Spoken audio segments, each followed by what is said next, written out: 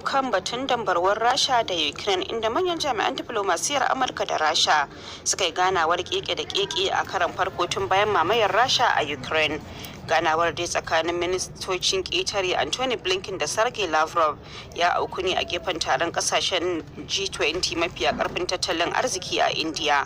Sai dai kuma ganawar tasu ta gaza cimma daidaituwar haɗin gwiwa saboda rarrabuwar kawuna kan yakin Ukraine da ya sake tsanani shekara guda da ta gabata. Ga rahoton Umai Masani Abdulmumin. Tattaunawar ta kasance na ɗan wani gajeren lokaci da duka ba a zarta mintuna 10 ba. Kowane bangare ya bayyana matsayarsa a cewar ministan harkokin wajen Rasha, inda yake cewa kasashen yamma ne umul aba'isan duk abubuwan da ke faruwa a Ukraine. Anthony Blinken kuwa na Amurka ya nanata abin da kullum Amurkan take faɗawa Rasha, tare da cewa ita ke jawo kanta koma baya. Sannan a cewarsa ya gargadi Sergei Lavrov su tattara nasu su bar Ukraine. I told the foreign minister what yace na faɗa ministan ƙetare abinda ni da sauran ƙasashe da dama muka shaidawa taron majalisar ɗinkin duniya a makon da ya gabata, kuma muke sake maimaitawa yau a taron G20.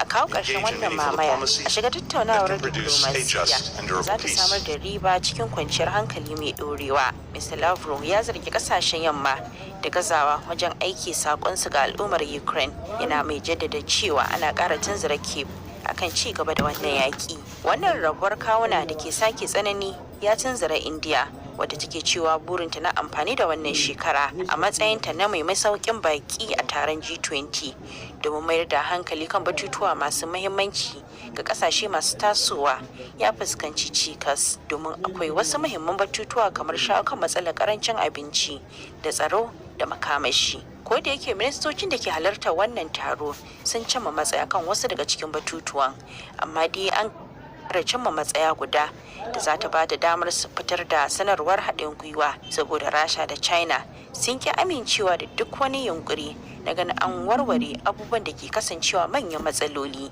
Akwai fargabar lamura su sake iya rincaɓewa kamar yadda aka gani a cikin shekara guda da ta gabata a Ukraine. Rahoton da Umai Masani Abdulmumin ta haɗa mana kenan.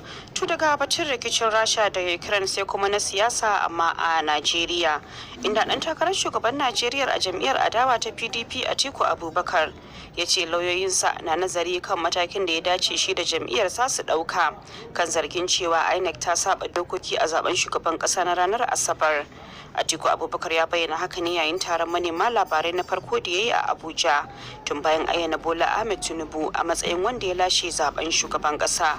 Yusuf Ibrahim ya kasai ya nemi ƙarin bayani daga Atikun kan dalilin yin wannan taro.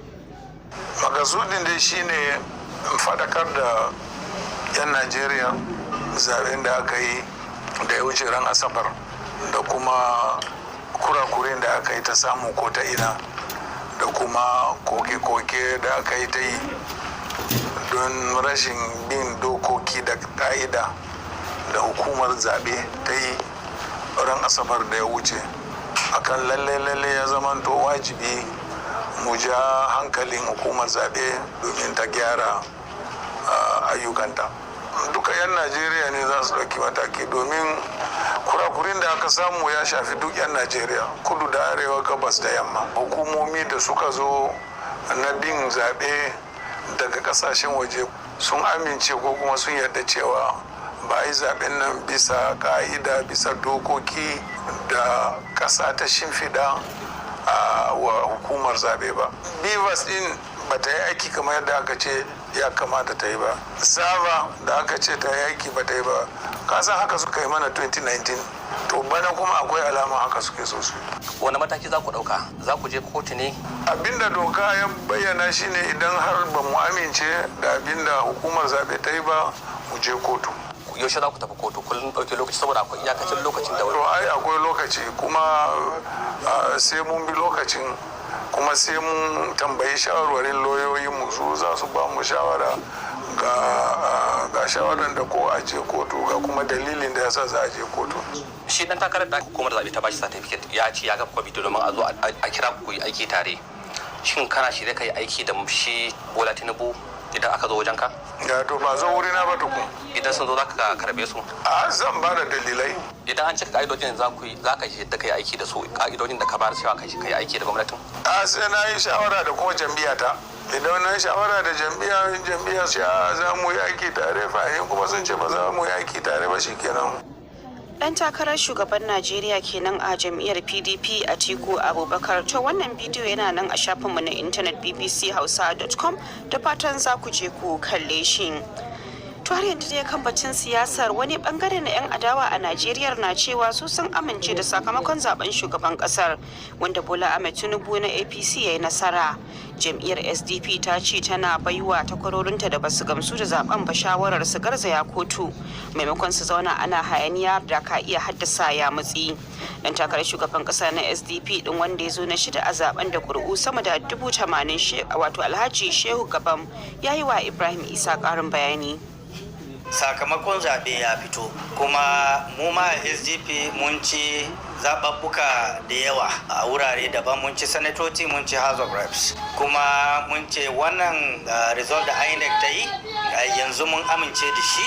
INEC ta ce Bola Ahmed Tinubu shi ya ci zaɓe, mun yadda shi ya ci zaɓe, kuma mun ce duk wanda ba su yadda ba su je kotu domin ba ma son tashin hankali a Najeriya a halin da ake ciki a yanzu. Amma za mu je kotu saboda wasu sanatoci da muka ci da House of Reps wanda aka ki bamu, wannan za mu je kotu a kan su nemi hakkinmu a kotun Najeriya. Kuma kun yi watsi da duk zargin da ake yi cewar wannan zaɓe babu gaskiya a ciki kenan? Maganar zargi akwai zargi, kuma na faɗa cewa beaver system wanda INEC ta yi amfani da su, saboda wannan su beaver system din nan an samu matsaloli da wayannan beaver system din a wurare da yawa. Saboda haka muna son INEC ta binciki kanta, ta binciki wa'anda suka tura su operating wannan beaver system din, ta bincika kuma ta tabbatar da cewa wanda aka samu hannunsu inda ba su yi daidai ba su ɗau hukunci a kansu. Kuma mun faɗa cewa wannan zaben ba perfect zaɓe ba ne. To ba cikakken zaɓe mai inganci sosai ba. Ba cikakken zaɓe mai inganci ba ne. In ka dubi wa'anda INEC ta yi rijistarin ɗinsu sun kai miliyan 90. Amma a ce a Najeriya da take da mutane wajen miliyan 200, miliyan 8 ne aka zaɓa shugaban ƙasar Najeriya, ka san akwai matsala. Duk wanda ya ci zaɓe in bai nemi yadda zai haɗa kan 'yan Najeriya ba zai samu matsaloli fiye da matsalolin da President Muhammadu Buhari ya samu. Kun ce kun amince da sakamakon zaɓe, a ɓangare guda kuma kuna sukar wasu ɓangarori na zaɓen, ba kamar tufka da warwara ba ne wannan? A'a, ai a matsayin mu 'yan Najeriya ci gaban komai muke nema. Ci gaban nan kuma ba zai yiwu ba sai an yi gyare-gyare inda aka yi kuskure. Mun faɗi kurakuran da aka samu ta wajen INEC, amma kurakuran yana yiwuwa ba daga INEC chairman ba ne, ma'aikata ne. So wa'anda ba su yi amfani da doka ba suka yi gashin kansu suka ja wannan kurakuran, mun ce a bincike su. Ai in mun ce maka ba a samu kurakurai ba mun zalunci kasar nan, mun zalunci kanmu, kuma ba niyan gyara aka so ai ba. So inda aka samu kurakurai mun ce lallai a gyara su. Gashi kun yi na'am da inda kuka yi nasara, amma kuma inda ba ku yi nasara ba kuke maganar lalle a bincike irin waɗannan wuraren, ba ku ga wasu za su ga kamar kun so kanku? A'a, duk inda muka yi magana mun ce duk inda muka yi takara mun yadda ai mun faɗi a shugaban ƙasa, amma inda muka san muna da ƙarfi muna ga mu muka ci zaben wajen ƙarshe aka yi ta abin da aka yi, wannan ne muka ce za mu bincika. Alhaji Shehu Gabam kenan dan takarar shugaban kasa na jam'iyyar SDP a Najeriya. To su ma daga bangaren sabbin 'yan majalisun tarayya da aka zaɓa ƙarƙashin jam'iyyun adawa sun fara mai da martani game da nasarar Bola Tinubu a matsayin sabon shugaban Najeriya. Dama da Allah ya ba Bola Tinubu, Allah ya masa jagora, kuma Allah ya sa hakan shine mafi alkhairi ga wannan kasa, domin da abin da aka ga ya faru Allah baya kuskure. Saboda haka akan wannan kuma matsayin mu na 'yan majalisa, in aka zo da abu za mu kallo na basira. Idan abin da muka zai taimaki kasa ne da ci gaba al'ummar mu za mu goyi baya, idan kuma ya zo da wani abubuwa na son zuciya. To muna tafi da cikakkiyar wannan tattaunawa da sabon dan majalisar wakilai na jam'iyyar NNPP Kabiru Alhassan Rurum a shirinmu na hantsi. Za ku iya kama mu akan mita 21 da 25 da kuma mita 31. Yanzu kuma ga wannan sanarwar. Sakataren harkokin wajen Amurka ya shaida ministan harkokin wajen Rasha cewa a shirye kasarsa take ta ci gaba da taimakon Ukraine domin kare kasar ta. Anthony Blinken da Sergei Lavrov sun yi takaitacciyar tattauna a wurin taron kolin kasashen G20 da ke gudana a India. Mai magana da Mr. Blinken din Ned Price ya shaida BBC cewa Countries around the world have stood up for the UN Charter. Ukraine has put forward a proposal for a just... Ya ce kasashen duniya da Majalisar Ɗinkin Duniya duk sun nuna rashin amincewa da wannan mamaya. Ukraine kuma ta buƙaci taimako domin haka Sakatare Blinken bai ɓoye wa Lavrov matsayin Amurka kan batun yakin nan ba. An dai kammala taron na G20 ba tare da an fidda sanarwar ƙarshe kan matsayar kasashen ba saboda rashin jituwa. Kotu a Amurka ta samu wani fitaccen lauya a kasar da hannu dumu-dumu kan kisan matar shi da ɗansu a katafaren gidan da suke ciki. Lokacin da alkali ke yanke hukunci akan wato Alex Mada bai wani nuna karaya ko kuma damuwa ba. Mr. Murdoch, you now having been found guilty of 2 counts of murder. Alƙalin kenan a lokacin da yake yanke hukuncin yana cewa an sami Mr. Mada da laifin mallakar bindiga da kisan mata da ɗan shi, an kuma yanke masa hukuncin ɗaurin shekaru 30 a gidan kaso. A watan Yunin 2021 ne da ya harbe matar har lahira a gidansu da ke South Carolina. An haramta wa jagoran 'yan ada a Cambodia Kem Sokha duk wani abu da ya shafi siyasa tare kuma da ɗaurin shekaru 27 a gidan kaso kan laifin cin amanar ƙasa. Ana kallon Kem Sokha dai a matsayin babban mai kalubalantar gwamnatin Prime Minister Hun Sen, an kuma zarge shi da haɗa kai da gwamnatocin ƙasashen waje da jam'iyyarsa ta Cambodia National Rescue da aka kawo ta a shekarar 2017. Sai dai kuma Kem Sokha ya musanta zarge-zargen da ake masa. Amurka dai ta yi gaggawar kin amincewa da hukuncin, wanda ya zo watanni kaɗan gabanin ƙasar Cambodia ta gudanar da zaɓe. To masu sauraro labaran na zuwa muku ne daga nan sashen Hausa na BBC.